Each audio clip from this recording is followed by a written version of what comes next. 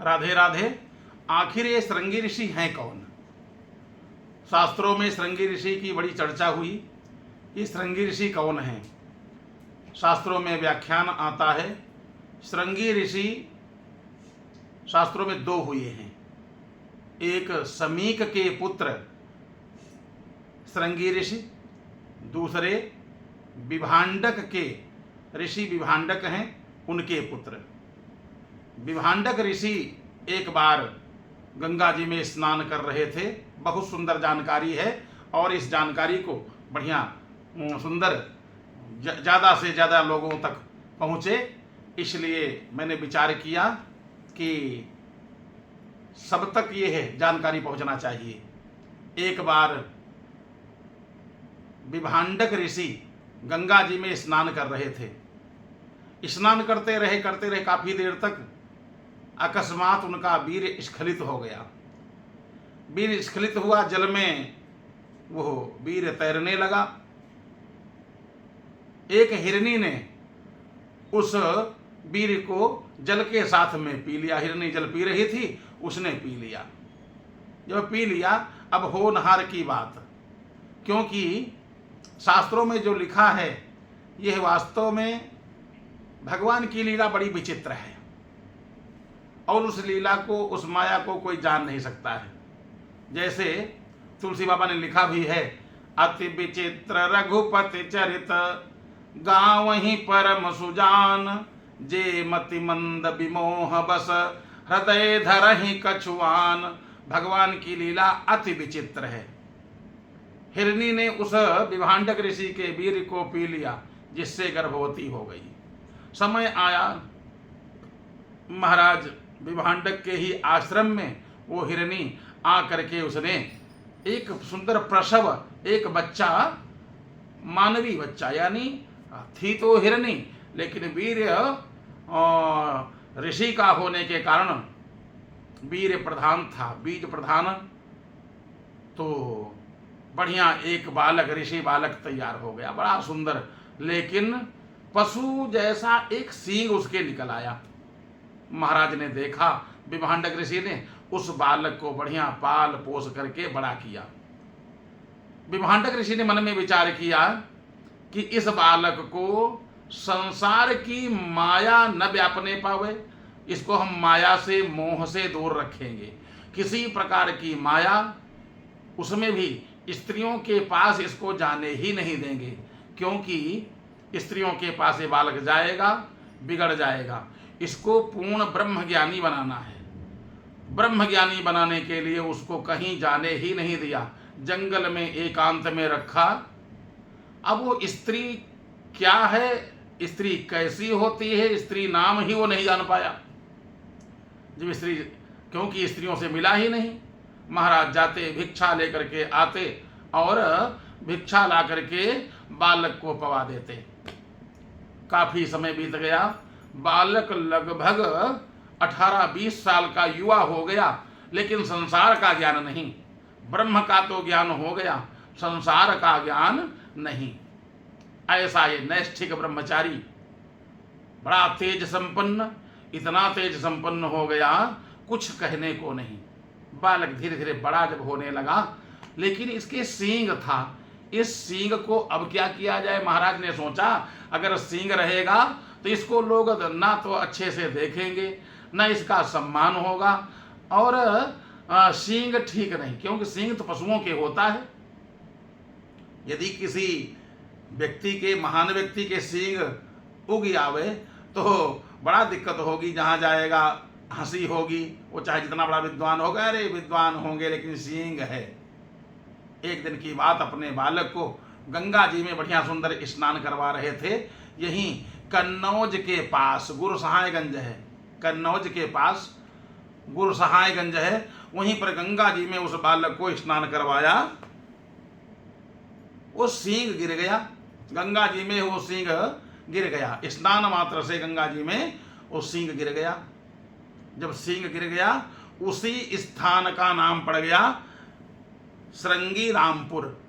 श्रृंगी रामपुर उसी क्षेत्र का नाम पड़ गया, वहीं पर पूरा कस्बा बसा हुआ है। श्रृंगी रामपुर के नाम से कन्नौज में बड़ा सुंदर कस्बा बस गया। जब सींग गिर गया, क्या पूछना, अद्वितीय सुंदर लगने लगा वो बालक। श्रृंगी ऋषि, लेकिन नाम उसका श्रृंगी ऋषि ही रखा, क्योंकि सींग था, गिर गया। श्रृंगी ऋषि आराम से आश्रम में रहते हैं। एक बार की बात है, लोमपाद राजा, रोमपाद भी कहते हैं, लोमपाद भी उन्हीं का नाम है, अंग देश के राजा हैं। इनके राज्य में पानी नहीं बरसा, सूखा पड़ गया, अकाल पड़ गया। महाराज बड़ा परेशान हुए कि ये अकाल पड़ गया है, प्रजा कैसे जीवित रहेगी, क्योंकि दैवीय आपदा है, इससे कैसे बचा जाए। दैव रूठे तब तो सब कुछ ले सकता है ना, प्राण तक चले जाते हैं, अब क्या किया जाए। प्रजा त्राही त्राही करने लगी। आचार्य ब्राह्मणों को बुलाया महाराज लोमपाद ने। ब्राह्मण लोग आए, महाराज कोई तपस्वी आवे, एक नंबर का तपस्वी हो तो पानी बरस सकता है। कौन तपस्वी ऐसा है? कहा विभांडक ऋषि का पुत्र, जिसका नाम है श्रृंगी। श्रृंगी ऋषि अगर आ जाएं, लेकिन उनको विभांडक ऋषि भेजेंगे नहीं। ताकि इसलिए नहीं भेजेंगे कि संसार में इधर उधर जाएगा, स्त्रियों को देखेगा, प्रपंच में फंस जाएगा।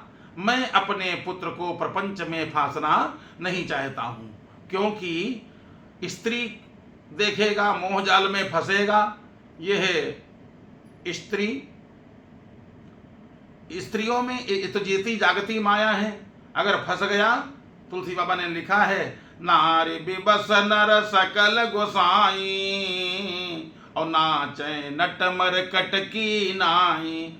जैसे मदारी बंदर नचाता है, इसी प्रकार से स्त्री के मोह जाल में फंस करके पूरा जीवन इसका बर्बाद हो जाएगा। मैं इसको ब्रह्मज्ञानी बनाऊंगा। ब्रह्मज्ञानी बन भी गया। तो यहाँ आपके राज्य में पंडितों ने कहा विभांडक ऋषि अपने पुत्र को भेजेंगे नहीं। हाँ, अब अगर किसी प्रकार से इस देश में आ जाए, अंग देश में, तो पानी बरस जाएगा। आज रोमपाद राजा ने मन में विचार किया कैसे आएंगे, तो सबसे ज्यादा ये जो माया करने में स्त्री माहिर है। तमाम नव युवतियों से कहा तुम फल फूल लेकर के जाओ और अपने हाव भाव में फंसा करके, मोह जाल में फंसा करके ले आना। एक दिन की बात, जैसे विभांडक ऋषि भिक्षाटन के लिए दूर देश में गए, स्त्रियां सब नाव पर बैठी, नदी के उस पार गईं। देखा एक जंगल है, जंगल में सुंदर बढ़िया एक कुटिया बनी हुई है और उसमें वो बालक सूर्य की भांति चमक रहा है, एकदम जैसे सूर्य की रोशनी, सूर्य के समान तेज संपन्न वो बालक बैठा हुआ। स्त्रियां गईं, स्त्रियों ने नमन किया, नाच गाना किया, लेकिन उसने कभी स्त्रियों को देखा ही नहीं था। बालक ने, आप लोग कौन हो, कैसे आई हो? उन कुमारियों ने, उन सभी देवियों ने अपना परिचय दिया। जैसे देखा तो मोह जाल में महाराज फंसे। ऐसा नहीं मोह जाल में फंसे नहीं, क्योंकि ये परमात्मा की जो माया है, भगवान की जो माया है, शिव बिरंचि कहाँ मोह है, को है बपुरा आन, असजिय जानि भजहि नर, मायापति भगवान। शिव बिरंचि कहाँ मोह है तो ब्रह्मज्ञानी, ऋषि के पुत्र हैं, बहुत ही दिव्य ज्ञान है और आज तक किसी माया के चक्कर में फंसे भी नहीं थे। लेकिन जब इतने बड़े बड़े ज्ञानी शिव बिरंचि कहाँ मोह है, को है बपुरा आन, असजिय जानि भजहि नर, मायापति भगवान, बड़े बड़े ज्ञानी महात्मा, जो लोग केवल पत्ता खाते थे, वो तो स्त्री को देख करके मोहित हो गए। जैसे कोई व्यक्ति कहे हम मोह में नहीं फंसेंगे, लेकिन ये जो स्त्री जाति है, भगवान की जीती जागती माया है, तो उसमें लिखा विश्वामित्र पराशर प्रभतयो वाताम्बुपर्णासना, ते पिस्त्री मुख पंकजम सुललितम, दृष्टैव मोहं गताः, शाल्योन्नं सघृतं पयोदधि भुजं युतं, भुञ्जन्ति ये मानवाः, तेषां इंद्रिय निग्रहं यद भवेत्, विंध्यश्रेय सागरम। जैसे कहा गया विश्वामित्र महाराज विश्वामित्र ने जैसे देखा मोहित हो गए। विश्वामित्र पूरी तपस्या चौपट हो गई। विश्वामित्र पराशर प्रभतयो, पराशर महाराज ने दासराज की कन्या देखा जिसमें मछली की दुर्गंध आती थी, नवयुवती थी, देखा, देख करके मोहित हो गए। होनहार की बात। विश्वामित्र पराशर प्रभतयो वाताम्बुपर्णासना, जो केवल जल और पत्ता खा करके रहते थे, वो तो स्त्री को देख करके, स्त्री के मुख को देख करके, कमल रूपी मुख को देख करके मोहित हो गए। और जो व्यक्ति साल्योनम सघृतम पयोदधियुतम, दाल चावल, रबड़ी, मिष्ठान्न और सब में घी पड़ा हो, दाल में भी, साग में भी, रोटी में भी पड़ा हो, और कहे इंद्रिय निग्रह हो गया, तो शास्त्रकार ने कहा विंध्येश्वरे सागरम, तो हम कह देंगे विंध्याचल पर्वत सागर में तैर रहा है। यानी छोटा सा पत्थर डालो डूब जाएगा, फिर हमको कहने में यह कोई अतरज नहीं होगा क्या कि सागर तैर रहा है, इतना बड़ा पहाड़ तैर रहा है। यानी कोई भी व्यक्ति हो, यदि पहलवानी करे, कहे नहीं हम तो मोह जाल में नहीं फंसेंगे, स्त्री के जाल में नहीं फंसेंगे, तो इतने इतने बड़े बड़े ज्ञानी फंस गए जिन्होंने कभी देखा ही नहीं था श्रृंगी ऋषि ने। आज सब स्त्रियां, कुमारियां गईं, नवयुवतियां गईं, अपने हाव भाव में फंसाया, ऐसा मोह जाल में फंसाया, अपना अंगों का प्रदर्शन किया। कुछ ही समय जिसने कभी नहीं देखा था, लेकिन आज जब देखा मोह में फंस गया। उन स्त्रियों ने कहा क्या हमारे साथ चलोगे? कहाँ, हमारे घर चलो, रोज बढ़िया आनंद तुमको मिलेगा, जब चलोगे तो आनंद ही आनंद तुमको हम लोग प्रदान करेंगे। बढ़िया हाव भाव में फंसाया, नाव पर बैठाया और जल्दी से रोमपाद राजा के यहाँ ले आई। स्त्रियां सब रोमपाद राजा के यहाँ महाराज श्रृंगी ऋषि को लेकर के आई। जैसे राजा रोमपाद के यहाँ अंग देश में महाराज आए, इतनी तपस्या थी कि जहाँ पर वो रहें वहाँ पर हर प्रकार का सुभिक्ष हो जाए। बढ़िया जल वृष्टि होने लगी, झम झम झम झम बरसात होने लगी। और जब पानी बरसा तो भाई पर्जन्या भगवान इंद्र मेघातस्य मूर्तयः, मेघों ने बढ़िया सुंदर पानी बरस दिया। और जब पानी बरसेगा तो फसल अच्छी होगी, फसल अच्छी होगी तो सबके सब जीव सुखी हो जाएंगे। झम झम झम झम पानी बरसा। जब पानी बरसने लगा, ये बात मालूम हो गई किसको? महाराज विभांडक को, कि जल बरसा कैसे? ऐसा तो नहीं कहीं हमारा बालक कोई मोह जाल में उसको फंसा करके ले गया हो? महाराज गए थे भिक्षाटन के लिए, जल्दी से आए, कुटिया में देखा बेटा उनका नहीं है, उनका पुत्र वहां पर नहीं है। जब देखा एकदम से क्रोध में आ गए कि जो ले गया होगा मैं उसके राज्य को नष्ट कर दूंगा। समझने की एक बात है, एक तो अकाल पड़ा था, अकाल से बचें इसलिए और महाराज ने स्त्रियों को भेजा, कुमारियों को भेजा, नव युवतियों को भेजा, जाकर के वो लेकर के आई। अब जब अकाल से बचे तब महाराज के क्रोध से पूरा राज्य नष्ट होगा। अब तो महाराज ने सोचा अब क्या किया जाए। महाराज को क्रोध हो गया, एकदम से क्रोध करते हुए रोमपाद राजा के यहाँ विभांडक ऋषि आए। आ ही रहते ये बात रोमपाद राजा को मालूम हो गई। रोमपाद राजा ने सोचा ऐसा तपस्वी कोई मिलेगा भी नहीं, बहुत सुंदर राजकुमार है, ऋषि कुमार है, बढ़िया सुंदर बालक है, रूप संपन्न है, किसी प्रकार की कोई कमी नहीं है।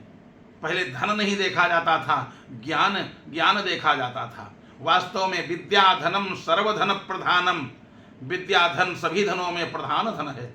और तो चोरी में चोर चुरा सकता है, राजा हरण कर सकता है, लेकिन विद्या का धन न चौरहारम न भ्रात भ्राज्यम न च भारकारी, न तो भारकारी है, ना तो भाई बंटवारे में बटा सकता है, न भ्रात भाज्यम न चौरहार्यम न तो भ्रात भाज्यम, न राजा हरण कर सकता, युद्ध में जीत सकता है, न चोर चुरा सकता है, न भाई बंटवारे में बांट सकता है। इसलिए विद्या धनम सर्वधन प्रधानम, विद्या धन सभी धनों में प्रधान है। परम विद्वान बालक है, ऋषि कुमार है, तेज संपन्न है और नव युवक है, यानी सब गुण है। जहाँ घर बर कुल होई अनूपा, करिय बियाह सुता अनुरूपा। बिटिया जैसी बेटी है वैसे ये बर है। तो महाराज जैसे देखा रोमपाद राजा ने, तो जो दशरथ की पुत्री सुमित्रा से उत्पन्न हुई थी, रोमपाद राजा उसको लेकर के आए थे। आज वही राम की बहन से महाराज श्रृंगी ऋषि का विवाह हो गया। कारण सोचा विवाह कर देंगे, महाराज का क्रोध शांत हो जाएगा। जहां पर की बहू होगी वहां पर कैसे कोई क्रोध करेगा। आज जैसे महाराज आए, क्रोध करते हुए आए, रोमपाद राजा चरणों में गिर गए। महाराज, आपके पुत्र का विवाह हो चुका है, ये आपकी बहू है। बहू ने प्रणाम किया। महाराज विभांडक प्रसन्न हो गए, आशीर्वाद दिया। रोमपाद राजा को भी आशीर्वाद दिया और पुत्र बहू को आशीर्वाद दिया, अपने बेटे को भी आशीर्वाद दिया। हो नहार की बात, कहा कोई बात नहीं, चलो कोई दिक्कत नहीं। अब जब विवाह हो ही गया है, बहू को और पुत्र को बढ़िया सुंदर कुटिया पर ले गए, बढ़िया सुंदर महल बनवाया और वहीं पर महाराज विभांडक ऋषि और उनका पुत्र जिसका नाम श्रृंगी ऋषि और शांता जो राम की बहन है, आराम से रहने लगे। इस प्रकार से यह श्रृंगी ऋषि और यही श्रृंगी ऋषि महाराज दशरथ के पुत्रेष्ठ यज्ञ के यज्ञाचार्य बने, आचार्य बने। श्रृंगी ऋषि वशिष्ठ बुलावा, पुत्र हेतु शुभ यज्ञ करावा। बढ़िया विद्वान, इतना विद्वान थे कि यज्ञ कराया। भगत सहित ऋषि आहुति दीन्हे, प्रगटे अग्नि चरु कर लीन्हे। यज्ञ भगवान प्रकट हो गए। यह ऐसे ऋषियों में यह ताकत थी, मंत्रज्ञ थे। महाराज भगत सहित ऋषि आहुति दीन्हे, भक्ति पूर्वक जब आहुतियां पड़ी। आज भी मंत्राधीनम जगत दैवाधीनम जगत सर्वम, मंत्राधीना तो देवता ते मंत्रा ब्राह्मणाधीना तस्मात् ब्राह्मण देवता। इसलिए तो ब्राह्मण को देवता कहा गया, भूसुर कहा गया है। पृथ्वी का देवता कौन? ब्राह्मण। कारण अगर वास्तव में मंत्र का ज्ञाता नहीं है तो देवता नहीं। पृथ्वी का देवता तो ही जो मंत्रों का पाठ करे, मंत्र का ज्ञाता हो और विद्वान हो, उसको ब्राह्मण कहते हैं। जो ब्राह्मण चोटी न रखावे, जनेऊ न पहने, गायत्री का जप न करे और मंत्रों का ज्ञान नहीं है, तो ब्राह्मण कुल में पैदा तो हो गया, लेकिन भाई ठीक नहीं है। हम ज्यादा तो नहीं कहते हैं, लेकिन लिखा धिक ब्राह्मणम तमथया श्रुति मंत्रहीनम। उस ब्राह्मण को धिक्कार है। ब्राह्मण कुल में जन्म मिला, देखो ब्राह्मण कुल में जन्म मिला, इसके माने आपने अच्छा कर्म किया था।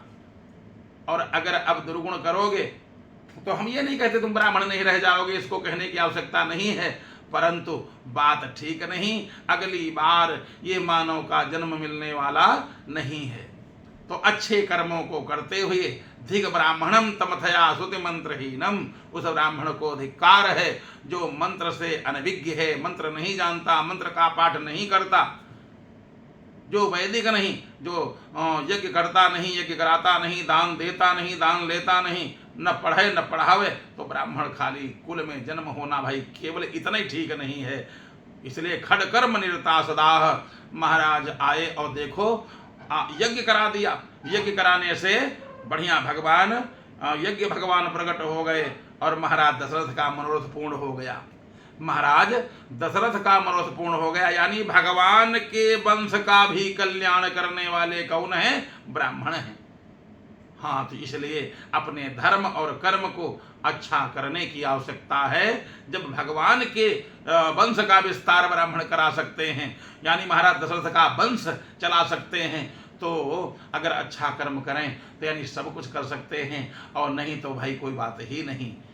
यदि ये जानकारी आप सभी लोगों को अच्छी लगी हो तो शेयर करें, सब्सक्राइब करें और बढ़िया सुंदर ज्ञान प्राप्त करें। राधे राधे।